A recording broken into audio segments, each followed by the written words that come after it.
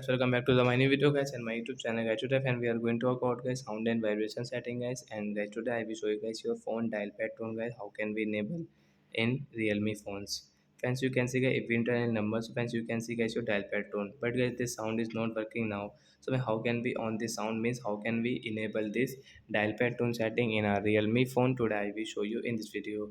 So first of all guys, open your phone setting to enable this dial pad tone. After on phone setting, I scroll it. Friends, click on sound and vibration. Guys, tap here. Friends, again scroll. Friends, you can see guys your haptic and tune setting. Guys, click on haptic and tunes. Friends, you can see guys your dial pad tune setting. Right side guys, we will tap here to enable. After enable guys, you can use guys your dial pad tone. Guys, open your dial pad. So friends, you can see guys your dial pad tone is enable. If we enter any number, so when you can use this tune, so like that guys, you can use your dial pad tune setting guys, and you can enable in your realme phone if you want to enable, so you can enable and you can use. So that's it guys, thanks for watching the video, bye guys.